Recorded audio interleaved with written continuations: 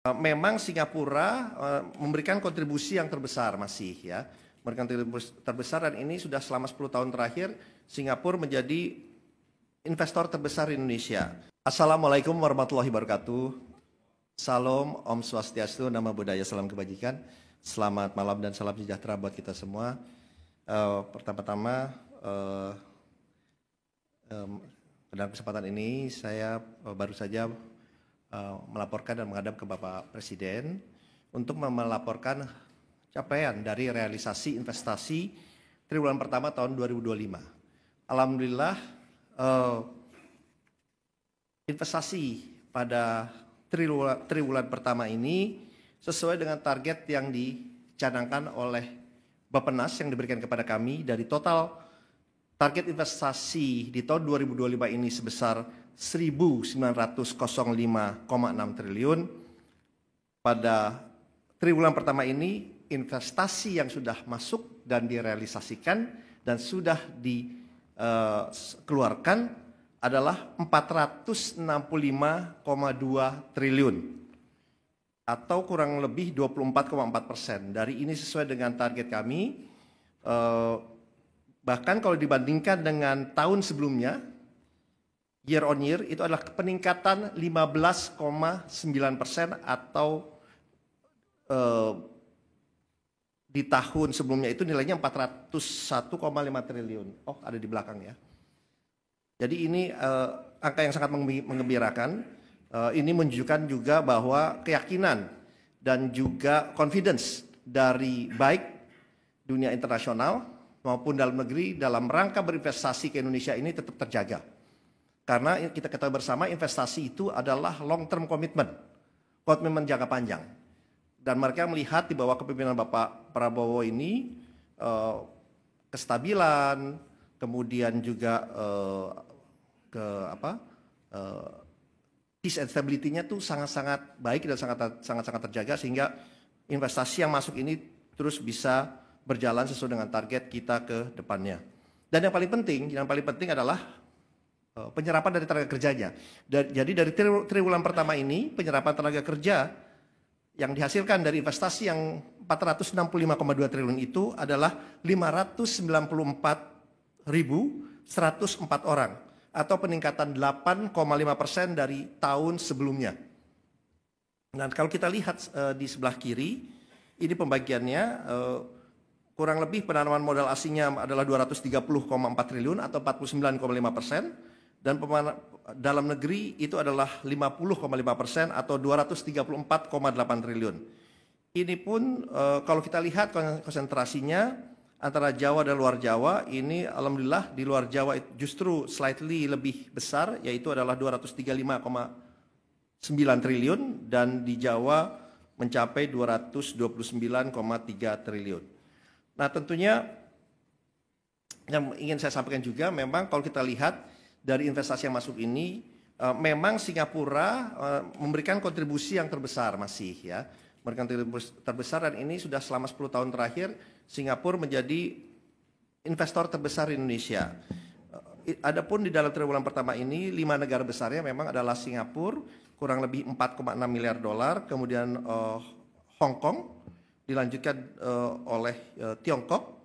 Hong Kong kurang lebih 2,2 miliar dolar, Tiongkok atau China 1,8 miliar dolar, dilanjutkan oleh Malaysia 1 miliar dolar, dan Jepang 1 miliar dolar. Ini saya hanya menggambarkan 5 negara besar yang berinvestasi di triwulan pertama ini.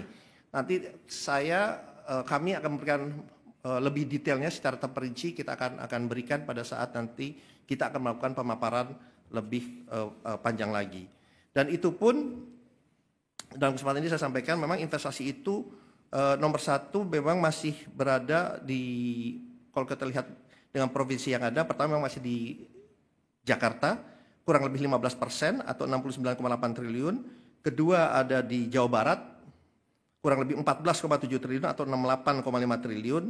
Kemudian Jawa Timur 7,8%, 36 triliun, dan kemudian dilanjuti oleh Sulawesi Tengah 32,7 triliun atau 7%, dan juga Banten yang dimana mencapai 6,7 triliun atau 31%.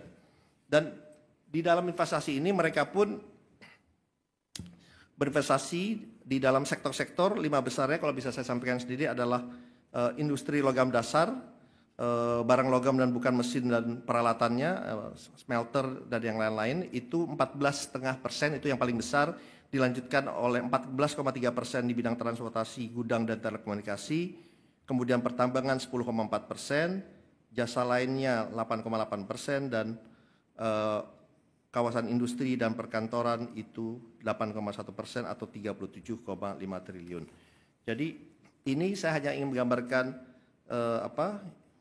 investasi dan yang sedang berjalan, dan kita melihat di tengah tensi geopolitik yang meningkat, geoekonomi yang meningkat, tetapi alhamdulillah kita masih bisa mencapai target investasi, walaupun kami mengetahui ada berita-berita, mungkin pastinya para wartawan juga akan bertanya juga mengenai LG, ya kan? Tuh, terus saya lihat daripada senyum pas saya bilang itu. Ya kalau boleh saya gambarkan sedikit, memang LG ini kan investasi yang totalnya itu ternyata 9,8 miliar dolar terbagi. Memang ini adalah suatu investasi besar, ekosistem dari miningnya sampai, ini kalau saya bilang dari mining, nickel matte, nickel sulfur, prekursor, katoda, anoda, baterai cell pack, sampai recycle baterainya. Jadi terbagi dalam 4 GV gitu. Dan mereka sudah groundbreaking dan sudah selesai di GV nomor 4. Jadi memang berita yang kemarin mereka mundur, itu bukan mundur, semuanya enggak. Mereka sudah melakukan dan sudah selesai di GV nomor 4 senilai 1,1 miliar dolar. Dan yang memang untuk proyek sebesar ini, ya kan, ya tentunya kan negosiasi itu lama, dan memang kita juga melihat, ya kita juga ingin berinvestasi ini berjalan. Jadi oleh sebab itu memang diputuskan untuk proyek ini tetap berjalan, tetapi memang digantikan oleh partner lain. Dan dengan partner lain ini juga sudah berjalan diskusinya.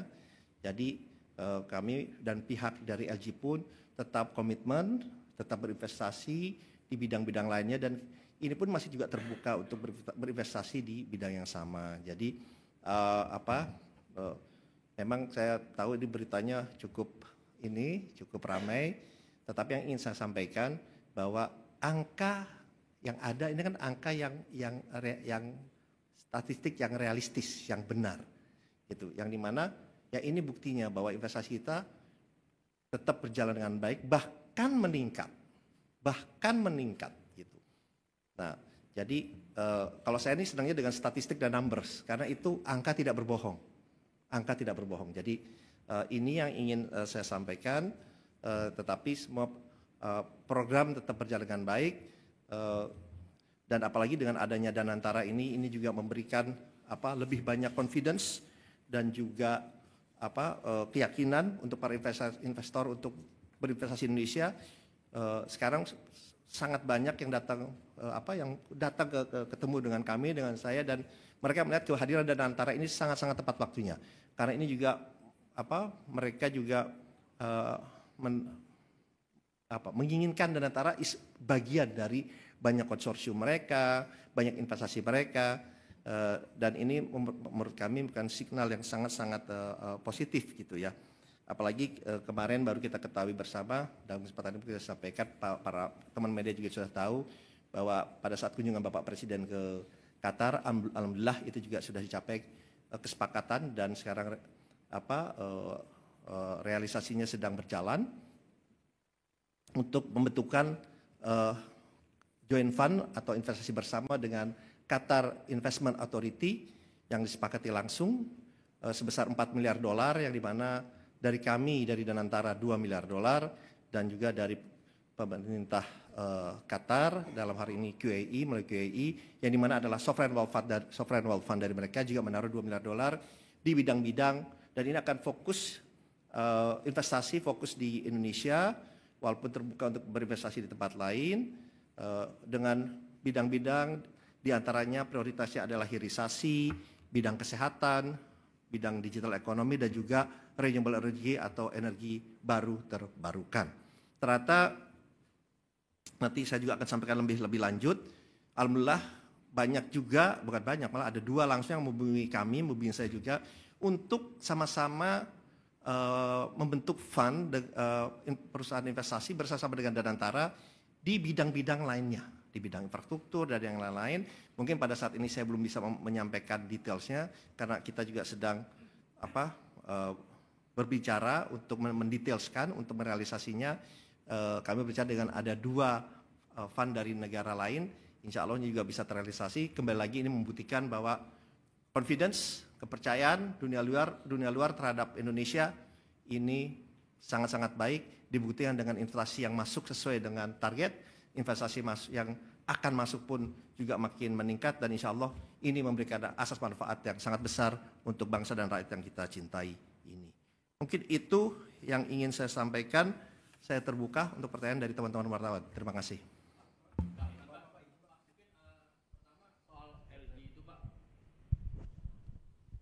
Cek.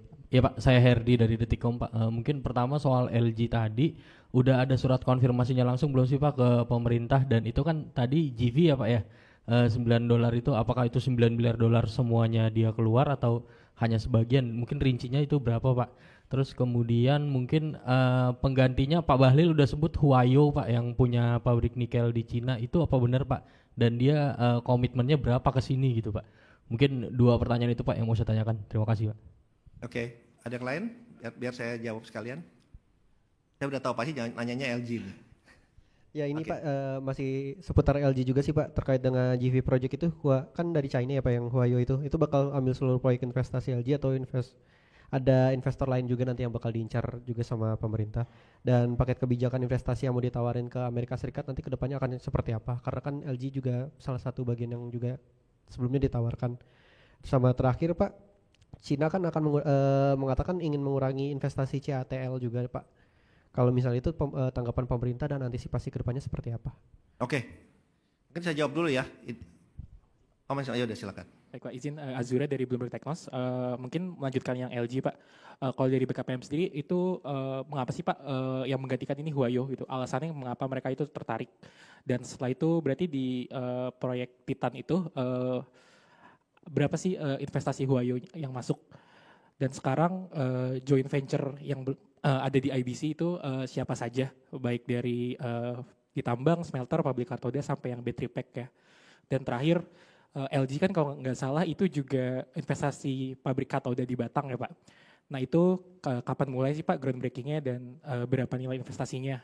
Nah untuk yang itu apakah masih sama satu bagian dari proyek Titan yang bersama IBC atau proyek LG-nya sendiri? Mungkin itu yang ditanyakan.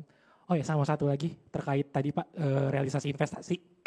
Kan di kuartal 1 itu naik sekitar 15% secara year on year. Itu mungkin faktornya apa aja sih Pak? Mungkin bisa dibeberkan kenapa ada kenaikan investasi di kuartal 1 ini. Mungkin itu. Terima kasih. Oke, terima kasih. Ini mungkin pertanyaannya juga agak-agak mirip ya. Jadi mengenai dengan adanya investasi LG. Jadi yang saya ingin sampaikan sebelumnya begini dulu. Bahwa di Indonesia ini sekarang, yang seperti yang saya sampaikan tadi sebelumnya, investasi mengenai the whole ecosystem dari baterai, ini udah ada semua di Indonesia. Udah ada semua di Indonesia. Yang tadi saya sampaikan tadi sempat dari miningnya, baik itu misal contoh di Morowali atau Widabe area, ya terutama itu sudah ada. Karena saya juga udah lihat ke sana, itu dari mining, kemudian masuk ke prosesnya mau pakai aspal, mau pakai dari nikel matte, nikel sulfat, kemudian ke prekursor, ke katoda, anoda, cell battery, battery pack, sampai dengan recycle battery. The whole ekosistemnya di kita udah ada. Ya. Tapi memang investasi yang kita inginkan kan tidak hanya di 1-2 company. Proyek yang sama tadi seperti yang proyek ini kan memang disebutnya ini grand package ya. Ini sebenarnya kan sudah mulai disepakati di tahun 2020 ya, di tahun 2020, dan memang ini suatu pekerjaan besar di mana GV pertamanya nih yang dimana mengenai coal mine-nya ada aneka tambang di situ mayoritasnya ya kan. aneka tambang, kemudian ada konsorsium, ada LG, ada Hyundai dan yang lain-lain. Nah kemudian ada GV keduanya, ada GV ketiganya katoda, kemudian sel baterai GV keempat. Nah di sel baterai ini udah berjalan nih, di sel baterai ini. Nah kemudian memang Pak Bahlil sudah menyampaikan, mungkin saya ingin sampaikan tadi dikatakan bahwa dari sana memutus, sebetulnya untuk lebih tepatnya sebetulnya dari kami yang memutus. Itu berdasarkan surat tanggal 31 Januari 2025 yang diterbitkan oleh Kementerian Energi dan Mineral Resources Republik Indonesia. Ya, itu kenapa dikeluarkan surat itu, karena memang negosiasinya ini sudah terlalu lama. Sedangkan kita kan ingin semua ini berjalan dengan baik, dengan cepat, karena negosiasinya sudah berlangsung 5 tahun. Jadi kan nggak mungkin proyek itu lama gitu. Nah, jadi oleh sebab itu dikeluarkan surat oleh Pak Bahlil mengenai ini surat tertanggal 31 Januari tahun 2025 yang dikirimkan oleh Pak Bahlil kepada CEO dari LG Chem maupun LG Energy Solution ya. Jadi surat itu dikeluarkan karena memang dari Wayo itu memang berminat untuk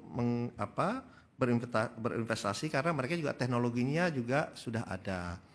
Dan mereka hanya mereplace atau menggantikan posisi dari LG. Dan memang di dalam itu ada tidak hanya Antam tapi juga ada IBC. Itu adalah anak dari Antam di GV yang lainnya, sehingga total investasinya memang tetap tidak berubah dari 9,8 miliar dolar. Jadi karena memang Wayo ini kan dia juga udah investasi di Indonesia sebelumnya di bidang yang hampir sama juga. Jadi mereka sudah sangat memahami. Kalau tanya kenapa Wayo, ya mereka udah berinvestasi sebelumnya bahkan jauh lebih besar, dan mereka pun udah berinvestasi di mana, di daerah WDB juga. Jadi mereka sudah sangat-sangat paham, sangat-sangat mengerti, dan di saat bersamaan dia juga sudah mempunyai sources untuk pengembangan ini ke depannya. Jadi oleh sebab itu Wayo yang masuk rencananya untuk menggantikan LG gitu ya. Jadi dan kita sudah bertemu dengan Wayonya, saya sendiri juga sudah bertemu dengan Wayo. Sangat-sangat positif karena mereka sudah sejak tahun 2024 ya, akhir 2024 ini sudah menyatakan minatnya untuk menjadi konsorsium dari LG ini. Jadi sebenarnya dalam konsorsium LG itu sebelumnya memang sudah ada Wayonya. Jadi mereka sekarang ya menjadi leading konsorsium, itu aja. Jadi saya ingin sampaikan bahwa investasi yang lain berjalan. Kalau ditanya kenapa sih investasi tetap berjalan, tetap tumbuh, ya karena ada keyakinan gitu bahwa orang tadi yang saya sampaikan, kalau investasi kan komitmen jangka panjang ya, dan tentunya mereka menganalisa dari segala macam aspek atau sudut, yang dimana tidak hanya dari segi returnnya juga, tapi juga dari segi itu yang saya sampaikan, kestabilan, kedamaian, dan yang lain-lain. Jadi oleh sebab itu hal yang baru saja terjadi ini ya kita lihat kedepannya akan menjadi lebih baik, dan kembali lagi apalagi sekarang juga sudah ada Danantara yang kita pun bisa berinvestasi secara langsung dan tidak langsung di banyak program, di banyak proyek yang memang memberikan dampak besar, terutama dari segi penciptaan lapangan pekerjaan, dari segi peningkatan ekspor, dari segi pengurangan impor, dan yang paling penting adalah bagaimana dari segi peningkatan dari sumber daya manusia kita. Mungkin itu jawaban saya, terima kasih.